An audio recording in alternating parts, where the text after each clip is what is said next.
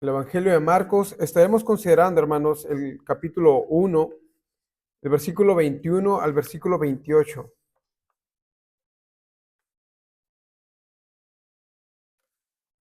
¿Lo tenemos, hermanos? Vamos a orar. Padre, venimos delante de ti, Señor, a escuchar tu voz. Señor, ¿quién es como tú, Señor? ¿Quién es como tú, Señor? ¿Quién hay semejante a ti, Señor? No hay nada, Señor, no hay nadie. Solo tú, Señor, mereces nuestra vida, nuestra oración, Señor. Y en esta hora, Señor, solo tú mereces nuestra atención. Señor, te pedimos que por medio de tu Santo Espíritu, tu palabra, Señor, sea fielmente predicada, Señor, pero también, Señor, fielmente escuchada. Danos corazones, danos oídos para oír, Señor, tu palabra, para que tu nombre sea alabado, Señor, y que tu iglesia sea edificada. Te lo pedimos en Cristo Jesús. Amén. Amén. Marcos capítulo 1, versículo 21 al 28. ¿Lo tenemos? Dice la palabra del Señor, y entraron en Capernaum y los días de reposo, entrando en la sinagoga, enseñaba. Y se admiraban de su doctrina porque les enseñaba como quien tiene autoridad y no como los escribas. Pero había en la sinagoga de ellos un hombre con espíritu inmundo que dio voces diciendo, ¿qué tienes con nosotros, Jesús Nazareno? ¿Has venido para destruirnos? Sé quién eres, el Santo de Dios. Pero Jesús le reprendió diciendo, cállate y sal de él. Y el espíritu inmundo, sacudiéndolo con violencia y clamando a gran voz, salió de él. Y todos se asombraron de tal manera que discutían entre sí diciendo, ¿qué es esto? ¿Qué nueva doctrina es esta que con autoridad manda aún a los espíritus inmundos y le obedecen? Y pronto se difundió su fama por toda la provincia alrededor de Galilea. Pueden sentarse, hermanos. Vamos a dividir este texto, hermanos, en tres encabezados. El primer encabezado, hermanos, la autoridad de Cristo expresada en su palabra. La autoridad de Cristo expresada en su palabra. El segundo encabezado, hermanos, la autoridad de Cristo expresada en su poder. Y en tercer lugar, hermanos, el efecto de la autoridad de Cristo. El efecto de la autoridad de Cristo. Comencemos, hermanos, con la autoridad de Cristo expresada en su palabra, el versículo 21 y el versículo 22. Dice que entraron en Capernaum y los días de reposo, entrando en la sinagoga, enseñaba. Y se admiraban de su doctrina porque les enseñaba como quien tiene autoridad y no como los escribas. Hermanos, sin duda, vivimos en un mundo que rechaza la autoridad. Y de hecho, hermanos, creemos y deseamos como sociedad ser más libres. Y pensamos en un cierto sentido que la autoridad tiene algo de malo. Sin embargo, también podemos confesar que es necesaria, que no podemos vivir sin ella. De hecho, cuando todo está en desorden, ¿qué decimos? Oye, no hay alguien aquí que ponga orden, no hay alguien aquí que ponga autoridad.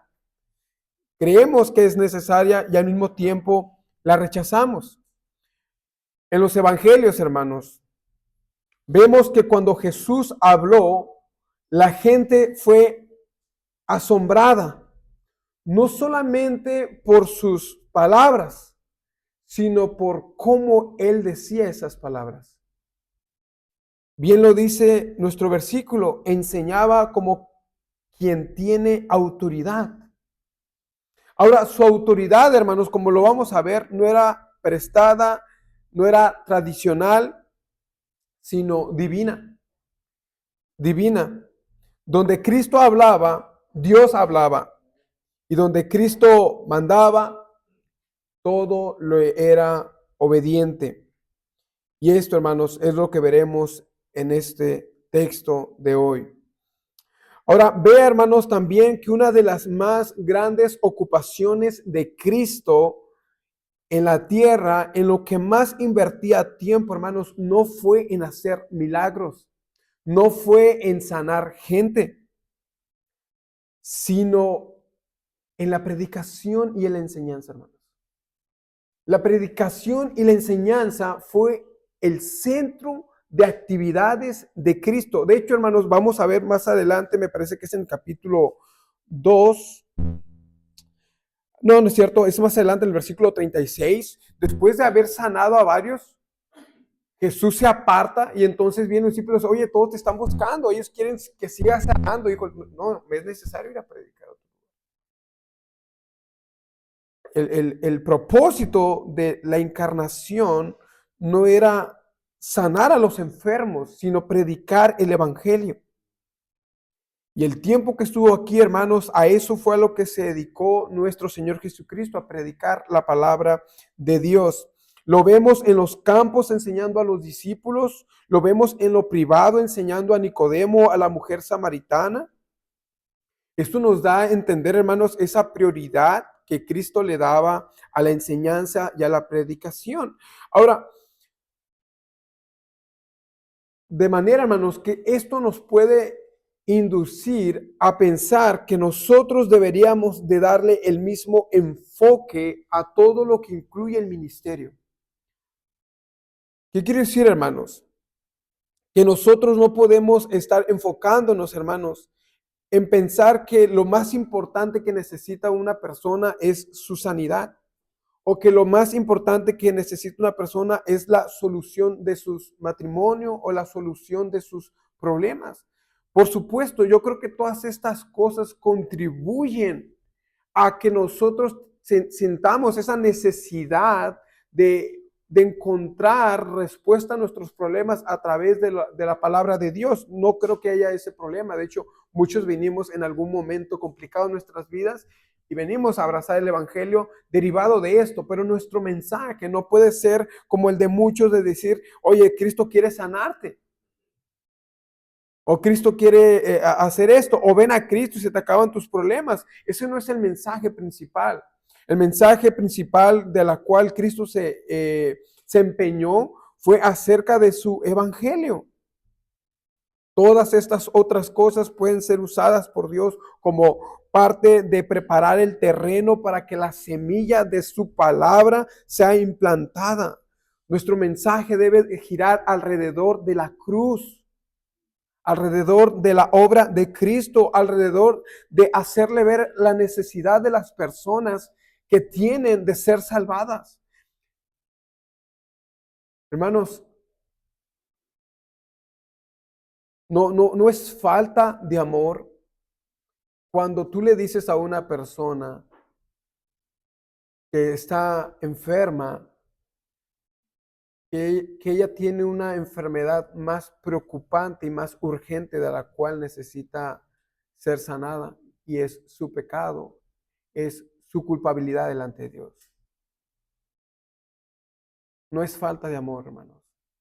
Y lo sabemos porque ¿cuántos cristianos, hermanos, mueren por enfermedades? De manera que la voluntad de Dios es que muchos de nosotros en algún momento muramos de alguna enfermedad. Y eso nos da a entender que su propósito no es simplemente sanar, su propósito es salvar. Y puede irse alguien muy sano al infierno, pero alguien puede irse muy enfermo a la presencia de Cristo. Y eso, hermanos, eso es una diferencia infinita, infinita. Ahora, hermanos, lo que tenemos en nuestro texto es la enseñanza que Cristo estaba dando, pero también, hermanos, vemos a Jesús en las sinagogas. Las sinagogas, hermanos, en los evangelios es algo nuevo que se introduce. Las sinagogas surgieron de la necesidad del pueblo judío de seguir reuniéndose. Recuerda cuando ellos son llevados cautivos a Babilonia. Cuando ellos regresan, el templo está destruido. El templo está destruido. Entonces, una forma en la que ellos vieron para reunirse fue creando estas sinagogas. Fueron originadas en el regreso del cautiverio de Babilonia. Los que estamos leyendo Esdras ya leímos un poquito acerca de esto, ¿verdad? Como Ciro da la orden y dicen, hey, dejen salir al pueblo de regreso a su tierra para que edifiquen su templo, para que edifiquen su templo. Pero mientras esto sucedía, ellos fueron reuniéndose y se le dio lugar a las sinagogas después de la orden de Ciro. Ahora, hermanos, no sabemos en qué momento, pero llegó un punto donde Cristo comenzó a enseñar en las sinagogas. Comenzó a enseñar en las sinagogas. Aquí, hermanos, ya Cristo está teniendo esa oportunidad de enseñar la palabra de Dios. Capernaum, hermano, ya lo habíamos dicho, se volvió la casa de nuestro Señor Jesucristo. Él se movió allá en Marcos capítulo 2, vemos esto, y se entró Jesús otra vez en Capernaum después de algunos días y se oyó que estaba en dónde, hermanos, en casa. Escucharon que había regresado a su casa. Esto nos quiere decir, hermanos, que este acto que hacía Jesús de venir cada día de reposo a las sinagogas, era algo que se acostumbraba y probablemente no era la primera vez que Jesús enseñaba, probablemente ya era un hábito que él enseñara. Pero el enfoque, hermanos, de nuestro texto se encuentra en el versículo 22, porque nos dice que se admiraban de su doctrina, se admiraban de la enseñanza. Lo que estamos viendo aquí, hermanos, es que la enseñanza de Cristo era diferente a la enseñanza de la cual los que asistían a esa sinagoga estaban acostumbrados. Y la diferencia, nos la dice Marcos, es que Cristo enseñaba como quien tiene autoridad. Había una autoridad en Cristo que no había en los demás. Y el asombro, hermanos, o la admiración que vemos aquí es una de las de que las personas quedan asombradas, pero no por la elocuencia, como dijimos. No por la elocuencia que alguien pueda tener. A veces el venir y subirte a un púlpito y comenzar a usar palabras extrañas, mientras que las personas que están allá no están entendiendo nada, puede impresionar a unos cuantos, pero no a Dios. Pero no a Dios.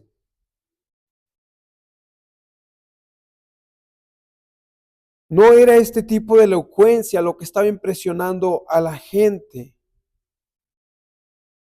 Es que esta gente, hermanos, puso en balanza la enseñanza de Cristo contra la enseñanza de los escribas, y entonces la predicación de Cristo, la enseñanza de Cristo tenía un mayor peso. Tenía un mayor peso. Hermanos, el fondo y las formas importan. No es simplemente hablar la verdad. Importa cómo transmitimos esa verdad. William Hendrickson, en su comentario de Marcos, habla de las diferencias entre las enseñanzas de Cristo y las enseñanzas de los escribas, y enumeró algunas de estas que me parecen traer algunas pertinentes para entender el asombro, el por qué los escribas, el pueblo se asombró acerca de la enseñanza de Cristo. Primero, dice William Hendrickson, Cristo habló la verdad, mientras que los escribas se enfocaban en malas interpretaciones. Cuando los escribas enseñaban desde un foco donde tenían cierta oscuridad, pero para Cristo toda su palabra es claridad. De manera que cuando Cristo enseña, dice, habéis oído. ¿Se acuerdan? Habéis oído que se os dijo, no matarás. Pero yo os digo, ¿se da cuenta? Había una oscuridad, una mala interpretación en los escribas respecto a la palabra de Dios que hizo que Cristo tuviera que venir a decirles, hey, esperen, no es tal como les enseñaron. Habéis oído esto, pero yo os digo esto. En segundo lugar, hermanos, Cristo se enfocó en hablar enseñanzas con grandes significados, como la vida, como la muerte, la eternidad, mientras que los escribas se enfocaban en cosas triviales. Y no, hermano, no nos pusimos de acuerdo con el hermano Carlos. Hermanos, es importante o vemos el enfoque de Cristo respecto a esas cosas que se tenían que enseñar que verdaderamente importaban, mientras que los escribas se enfocaban en cosas tan superficiales como lo que les menciona, ustedes escribas diezman la mente y el comino, pero olvidan. ¿Se dan cuenta? Ustedes se enfocan en estas cosas, en estas pequeñeces, y las cosas más importantes las pasan por alto. Las pasan por alto. Se enfocaban en cosas triviales, pero olvidaron la justicia, olvidaron la misericordia, olvidaron la fe. Hermanos, entre las cosas que aprender acerca de Dios, acerca de su palabra, hermanos, hay cosas que tienen prioridad. Hay cosas que tienen prioridad. Pero estos escribas se enfocaban en aquellas cosas triviales y desbalanceaban esta prioridad. Y estamos más enfocados en aprender, por poner un ejemplo, en las cosas últimas, Apocalipsis, y ahí está nuestro enfoque. Estamos buscando una iglesia que sea así, así, así. Y olvidamos que el resto, que hay cosas más importantes, más de alguna forma preocupantes, en las cuales, hermanos, deberíamos poner atención. Deberíamos poner atención. En tercer lugar, hermanos, Jesús hablaba a la gente con amor, con compasión y misericordia. La intención de Cristo, hermanos, siempre fue llevar a la gente al Padre. Sin embargo, hermanos, los escribas son acusados por Cristo de decir, yo conozco vuestros corazones, que no tenéis amor de Dios en vosotros. Que no tenéis amor en vosotros. Ellos son acusados de no tener amor en sus corazones. Y es que, hermanos, la verdad lleva en sí mismo amor.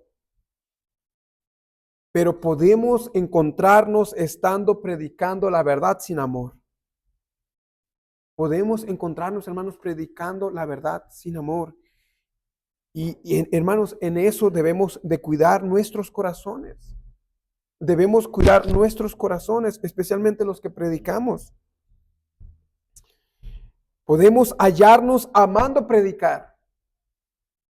Recuerdo una vez le pregunté a una persona que predicaba continuamente y yo le dije, ¿cómo es que tú sabes que Dios te ha llamado? Es que yo amo predicar.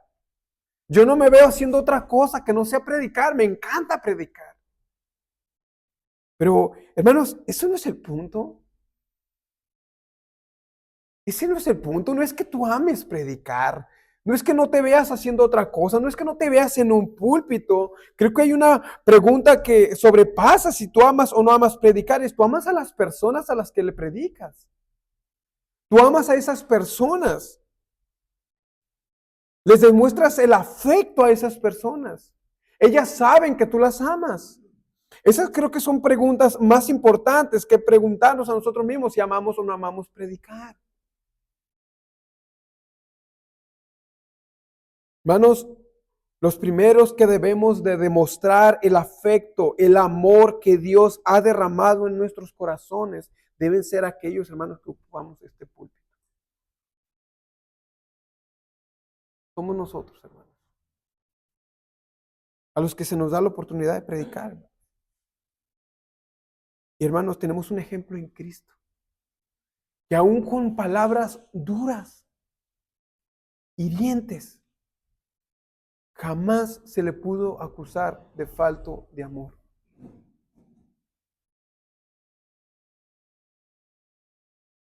No podemos pecar de esta manera, hermanos. No podemos pecar de esa manera. No podemos amar más al ministerio que a las personas.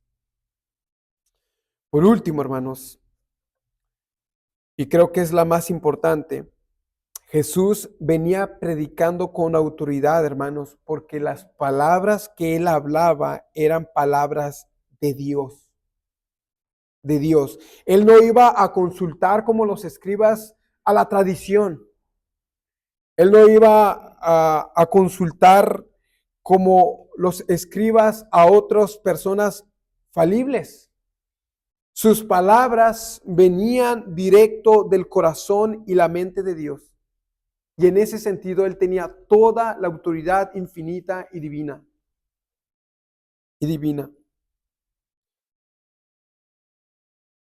De esa forma, hermanos, vea que todas estas cosas enfocadas en Cristo, hermanos, le daba un peso sin igual a sus enseñanzas. No solamente ellos entendían que se estaba predicando la verdad, ellos veían la verdad encarnada en Cristo. Decía C.S. Lewis, el amor caminó por la tierra. Cristo encarnó la verdad, Cristo encarnó el amor. Y la verdad y el amor eran predicadas en esta sinagoga de tal manera, hermanos, que quedaron asombrados de que un hombre tuviera tanta autoridad. Ahora piense por último, hermanos, están viendo a un carpintero predicar. No es un escriba. Yo creo, hermanos, que lo vieron cuando él iba creciendo. Y decir, wow, predica diferente. Él enseña diferente. Hay algo que en sus corazones palpitaba.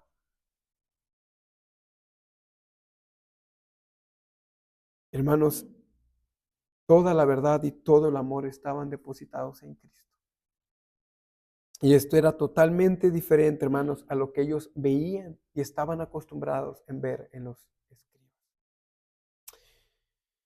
Pero su autoridad, hermanos, no solamente se vio en sus palabras, sino que también, como en nuestro segundo encabezado, hermanos, la autoridad se vio expresada en su poder. La autoridad de Cristo expresada en su poder. Versículo 23 al 26. Pero había en la sinagoga de ellos un hombre con espíritu inmundo que dio voces diciendo, ¿qué tienes con nosotros, Jesús Nazareno? ¿Has venido para destruirnos? Sé quién eres, el Santo de Dios. Pero Jesús le reprendió diciendo, cállate y sal de él. Y el espíritu inmundo, sacudiéndole con violencia y clamando a gran voz, salió de él. Ahora, hermanos, vean, la autoridad de Cristo no solo se está limitando, ¿verdad?, a sus palabras, sino que su autoridad también se está confirmando con su poder demostrado a través de la soberanía sobre los demonios, el control que Cristo tenía sobre los demonios. Y lo primero que vemos en nuestro texto, hermanos, es que hay un hombre con un espíritu inmundo. Ahora, esa palabra de inmundo, hermanos, muy seguramente es una referencia a impuro. Era un espíritu impuro. ¿Qué buscaba este espíritu impuro, hermanos? Buscaba descubrir a Jesús. Buscaba descubrir a Jesús. De tal manera, hermanos, que comenzó a dar gritos hacia Cristo, sino que quieres con nosotros. Yo sé quién eres el Santo de Dios. Él buscaba que todos ahí presentes pudieran identificar a Cristo no simplemente como un hombre, sino como Dios mismo, porque la terminología del Santo de Dios es un nombre que se le da a Dios en el Antiguo Testamento, el Santo. Pero ahora estos demonios, o este demonio se lo está aplicando a Cristo. De ahí, hermanos, que él dice, yo sé quién eres. Yo sé quién eres. Este demonio comenzó a gritar hacia Cristo Y la pregunta que le hace es: ¿qué tienes que ver tú con nosotros? ¿Qué tienes que ver tú con nosotros? Hermanos, eso es una pregunta que se debe responder con un rotundo nada. Nada tiene que ver los demonios con Cristo. No tienen nada en común. No hay ningún parentesco, no hay algo parecido, no hay algo en común. Como él mismo confiesa, él es el santo. Y ellos son inmundos. Ellos son inmundos. En Cristo no hay pecado, en Él no hay engaño, en Él no hay impurezas. Mientras que en los demonios, hermanos, no hay pureza, no hay santidad. No hay nada en común entre Cristo y los demonios. Lo segundo que podemos ver, hermanos, es que ellos sabían perfectamente cuál era su fin: el ser destruidos. El ser destruidos. ¿Has venido aquí para destruirnos? Ahora, si se da cuenta, hermanos, él habla en plural.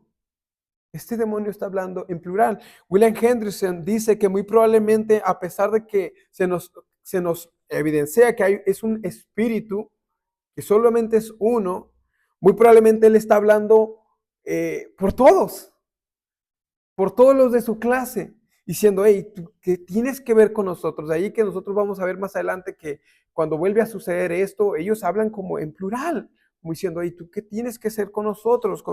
¿O qué vas a hacer con nosotros? Y en este sentido él dice: ¿has venido aquí para destruirnos? Él sabía que iba a ser destruido, pero no sabe cuándo. No sabe cuándo. Es lo mismo que nos dice Judas en el versículo 6 de su carta. Dice que hay ángeles que no guardaron su dignidad y que están en prisiones eternas esperando el gran juicio. Judas versículo 6. Hermanos, lo mismo podemos pensar de estos demonios que aunque no están en prisiones en este momento, ellos simplemente están esperando la justicia de Dios. Ellos están esperando en el momento, en aquel día donde serán juzgados y serán lanzados al lago de fuego eterno.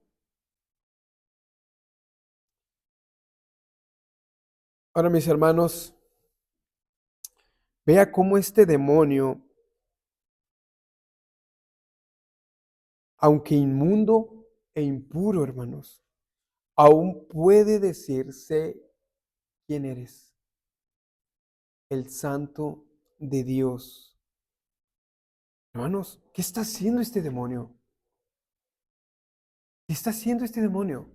Está confesando que Jesús es el Hijo de Dios.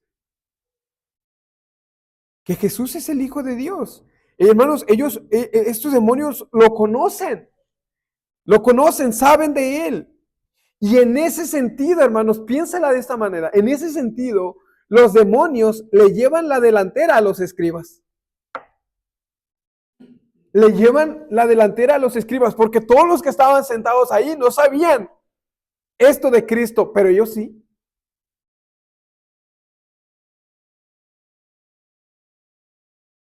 Y sin embargo, hermanos, aún con esa, entre comillas, buena confesión de los demonios, Cristo lo calla. Cállate y sal de él. ¿Por qué, hermanos? Por lo menos, hermanos, por dos cosas, dos razones. La primera, hermanos, es que Cristo, hermanos, no acepta ningún tipo de adoración que no es producida por el Espíritu Santo. Cristo no acepta ningún tipo de adoración que no es producida por su Espíritu Santo. De manera, hermanos, que la pura sinceridad de los demonios, que voy a incluir, o de la gente, la pura sinceridad de los demonios o de la gente no es suficiente. No es suficiente. No es suficiente, hermanos, que alguien diga que Jesús es el Señor si no es el Espíritu Santo que lo impulsa. De hecho, Pablo a los Corintios le dice que nadie puede llamar a Jesús Señor si no es por el Espíritu. Pero ciertamente, hermanos, muchas personas han confesado al Señor en su carnalidad. De ahí que Cristo en el Mateo capítulo 7 dice que en aquel día muchos me dirán, Señor, Señor, ¿no hicimos esto en tu nombre? ¿No hicimos aquello en tu nombre? Y yo le responderé, nunca os conocí. Escuche lo que está diciendo, no es que los conocí, después los aparté, no, es nunca los conocí. Y ese conocer es lo mismo a lo que se refiere Pablo en 1 Timoteo capítulo 2 cuando le dice el Señor conoce a los que son suyos. Pero ahí le dice, a usted no los conozco. Salvíficamente no los conozco. Yo no sé quiénes son ustedes. Nadie puede confesar a Cristo si no es por el Espíritu. Ahora, hermanos, tanto demonios o la gente, si quieren adorar verdaderamente a Cristo, ellos deben nacer de nuevo para adorarlo. Y para los demonios, hermano, esto es imposible. No pueden ser redimidos. Y me encanta, hermanos, cómo lo dice, no recuerdo quién es el puritano, no recuerdo el nombre, no voy, ya después se los paso. Pero el hermano habla acerca del tema y dice que es imposible que los demonios sean redimidos porque Cristo no murió por los demonios. Pueden redimirse las personas, pueden redimirse la gente porque Cristo murió por la gente, pero ninguna sola gota derramada en la cruz fue por algún demonio. Toda la gota de la sangre de Cristo, hermano, fue derramada por personas, por escogidos. Por tanto, hermanos, es imposible que un demonio pueda ser redimido. Ellos no pueden exaltar y adorar a Cristo de tal manera que Él dice, cállate, cállate. La segunda razón, hermanos, por la que Cristo calla a este demonio es porque Cristo, hermanos, entendía los tiempos. Entendía los tiempos. Él sabía, hermanos, que en el momento en que Él se da a conocer, rápidamente lo iban a matar. Rápidamente lo iban a matar. De manera, hermanos, que usted va a mirar, no solamente, particularmente en Marcos, como en el principio de su ministerio va a ser, hey, lo sana, pero hey, no le digas esto a nadie. O hey, ¿sabes qué? El demonio empieza a gritar, cállate y sal. Él los callaba, él les decía que no propagaran su experiencia con Cristo, porque él entendía los tiempos, él sabía que no era el momento de morir, era el tiempo de vivir y era el tiempo de enseñar. Era el tiempo de enseñar. Llegaría el momento donde Cristo claramente dice, ¿eres tú el Hijo de Dios? Tú lo has dicho. Abiertamente. Abiertamente él hablaría acerca de su deidad. Abiertamente disputaría con los escribas y con los sacerdotes. Pero en este momento, hermanos, no era el momento de morir, era el momento de enseñar. Lo que vemos, hermanos, es la gran autoridad y el control que Cristo tiene sobre los demonios. Tan pronto Cristo les dice, cállate, ellos se callan. Tan pronto Él les dice, salgan de ahí, ellos salen de ahí. De hecho, hermanos, este demonio rápidamente obedeció. Jesús le dice, cállate, sal de él. Y el espíritu inmundo, ¿qué hizo, hermanos? Sacudiéndole con violencia, dice, salió fuera. Salió de él. Tan pronto Cristo dio la orden, esto lo obedecieron. Oh, hermanos, ¿se dan cuenta que cuando no obedecemos la palabra de Dios, quedamos cortos hasta con los demonios? Porque Él dijo una palabra y salió. Y sin embargo, hermanos, cuando nosotros escuchamos la palabra, a veces no obedecemos. Muchas veces no obedecemos. Debemos reconocer, hermanos, la necesidad que tenemos de atender prontamente la palabra de Dios. Prontamente la palabra de Dios. Reconocer que ha habido negligencia en nosotros al responder a la palabra, que nos hemos hallado muchas veces siendo oidores olvidadizos, ignorando lo que se nos ha hablado y viviendo según nuestra propia sabiduría. Y cuando hacemos esto, hermanos, lo que estamos confesando es que Cristo no tiene la autoridad que dice tener. Y que Cristo no tiene la autoridad sobre mí que yo digo que Él tiene. ¿Sí me voy a entender, hermanos? Quizás no es lo que tú quieres decir con tus palabras, pero con nuestros hechos lo que estamos diciendo es, hay una autoridad que sobrepasa la de Cristo y esa es la mía.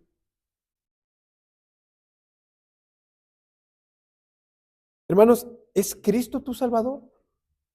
¿Es Cristo tu Salvador? Entonces es Cristo tu Señor. No hacemos esa dicotomía entre algunos de que, bueno, puede ser mi Salvador, pero no mi Señor. Como lo creía, no recuerdo Finney, me parece que se llama John Finney. Charles Finney, sí, es correcto. No podemos hacer esa diferencia. Es que este es mi Salvador, pero no es mi Señor. No, hermanos, es Cristo tu Salvador, es Cristo tu Señor. Es Cristo tu Señor. De hecho, hermanos, la confesión de fe es que Cristo es el Señor, nunca que Cristo es el Salvador, por cierto. Y como Señor, hermanos, Él tiene toda la autoridad para mandarte lo que es justo y lo que es bueno para tu alma. Y cuando nosotros desobedecemos, estamos ignorando tal autoridad. No podemos decir, hermanos, que Cristo tiene toda autoridad sobre los demonios y decimos amén. Pero cuando decimos Cristo tiene toda la autoridad sobre nosotros, podemos decir amén, pero con nuestros actos negarlo. Pero con nuestra vida negarlo. Cuando esta no está siendo conformada a lo que vamos aprendiendo en su palabra, cuando esta no es aplicada a lo que vamos aprendiendo en su palabra, estamos negando que Cristo tenga autoridad sobre nosotros. Tiene autoridad sobre los demonios, pero no sobre nosotros. Hermanos, y en esto debemos tener cuidado. Los demonios tan pronto escucharon la voz de Cristo, dice que salieron con gran violencia. Con gran violencia, hermanos. Y hermanos, todas las veces que usted va a ver acerca de los demonios, se va a dar cuenta que así salen ellos. Así salen. Y esto, hermanos, es porque esto es lo que corresponde a su naturaleza. Eso es lo que corresponde. En ellos no hay orden, no hay mansedumbre, no hay serenidad, no hay paciencia. No hay. Solo hay oscuridad, hay horror, hay desesperación. Por lo tanto, es de esperarse que salgan con tal violencia, con tal desesperación, porque así es su naturaleza. Así les concierne a ellos mismos. Algunos hermanos como William Hendrickson veían la posesión demoníaca como algo exclusivo de los tiempos bíblicos. Es decir, para William Hendrickson, el hecho de una posesión demoníaca en nuestros tiempos era muy complicada. Pero habían otros hermanos, algunos puritanos como William Perkin o Richard Baxter, que ellos afirmaban que esto todavía pudiera suceder, donde un demonio tomara el control de las personas. Aunque también ellos afirmaron que estos casos realmente eran muy pocos. Muy pocos. De manera que no a todo le podemos llamar demonio, ¿no? Como algunas personas ven que están luchando con ciertos pecados y ahí dice que hay un demonio de tal pecado y un demonio del otro pecado y otro pecado y otro pecado. Lo que hacemos con eso, hermanos, es que eliminamos la responsabilidad de las personas de sus actos y se las achacamos a espíritus. Entonces ya la persona no es culpable, sino una víctima de un espíritu. Entonces, no creo que debamos llegar ahí. Creo que pudiera darse la situación de esto, pero como lo dice Richard Baxter, yo creo que va a ser muy, muy extraño esta operación demoníaca. Porque yo creo, hermanos, que la tarea de los demonios no es tanto poseer, sino engañar. De hecho, la mayoría de los escritos de los puritanos, aunque fueron muy pocos, ellos hablaron muy pocos acerca de los demonios. Ellos hablaron más acerca del poder de Satanás en general. Pero la tarea de los demonios, hermanos, la principal tarea es engañar. Es engañar. A ellos les basta con que tú no abraces la verdad, con que tú te desvíes de la verdad para hacer su trabajo completo. Su principal tarea es engañar, es influir en las personas. Vemos el apóstol Pedro. El Señor le dice, voy a la cruz. Él le dice, no, jamás te acontezca esto. ¿Qué le dice? Apártate de mí, Satanás. Es decir, lo que tú estás diciendo está contradiciendo la voluntad de Dios y en ese sentido, Satanás está influyendo en ti. De manera, hermanos, que si Pedro fue propicio a esto, ¿qué piensas que tú no lo estés? Que tú no lo estés. Que tú y yo no estemos propensos a ser engañados o incluso a que esto influya en nosotros. Ninguno de nosotros, hermanos, está exento a ser influido por Satanás. De ahí que el apóstol Pablo, de hecho lo iba a comentar en el estudio de la mañana, nos llama a no ignorar las maquinaciones de Satanás. ¿Se acuerdan? Este hombre que había pecado, que estaba, bueno, podemos diferir la interpretación al final, 2 Corintios capítulo 5 me parece, capítulo 3 me parece, cuando él habla acerca de este hombre que había pecado, dice, a quien había pecado y parece ser que se había arrepentido, dice, perdónenlo, perdónenlo, basta, dice, de tanta tristeza, ya mejor, dice, consuélelo, consuélelo. Y al final, en el versículo final de ese capítulo, dice, porque no quiero que ignoréis las maquinaciones de Satanás. Se dan cuenta que en una situación común de iglesia puede haber influencia demoníaca. Hermanos, cuando no hacemos lo que somos llamados a hacer, abrimos una puerta a que seamos influidos por Satanás, generando o produciendo dolor o heridas en el cuerpo de Cristo. Debemos cuidarnos, debemos atender a los llamados que Dios hace, tanto corporalmente como iglesia, como individuos, y no ignorar que Satanás puede utilizar estas cuestiones, esos pecados, esas faltas de confesiones, esa falta de perdón, esa falta de unidad para crear y dañar a la iglesia de Dios. No lo ignoren, no lo ignoren. Lo platicaba con Kevin, Satanás está atado, pero decía un puritano, pero la cadena es larga. La cadena es larga. De manera que aún puede dañarnos. Él no puede destruir nuestra alma, pero puede dañarnos. Yo, hermanos, ¿qué daño puede hacer Satanás a la iglesia? Puede dañar de adentro, puede dañar por fuera. Pero cada uno de nosotros es llamado, hermanos, a estar alerta, a resistirle, a no ignorarle, a no ignorarle. Y por último, hermanos, vemos el efecto de la autoridad de Cristo, versículo 27 y 28. Y todos se asombraron de tal manera que discutían entre sí, diciendo, ¿qué es esto? ¿Qué nueva doctrina es esta que con autoridad manda aún a los espíritus inmundos y le obedecen? y muy pronto se difundió su fama por toda la provincia alrededor de Galilea. Imagínense, hermanos, están viendo esta situación. Las palabras de Cristo, y luego el poder de Cristo, hermanos, generó una discusión en la sinagoga. Generó una discusión en la sinagoga. Sobre todo los que estaban asistiendo, ellos estaban asombrados de la autoridad de Cristo. Primero, hermanos, por la autoridad mostrada en la enseñanza. Ciertamente, hermanos, ellos fueron expuestos a una enseñanza que ellos no habían escuchado. La verdad, el amor, bien expuestos, como dijimos, pueden marcar una diferencia en nuestra predicación. Puede marcar una diferencia en nuestra predicación. La predicación aguda, llena de información, llena de ortodoxia, si tú quieres llamarle, sin una calidez y un afecto de amor, puede quedarse sin fruto. Puede quedarse sin fruto. Pero cuando esta va acompañada de amor, realmente puede marcar una diferencia en la gente y en nosotros.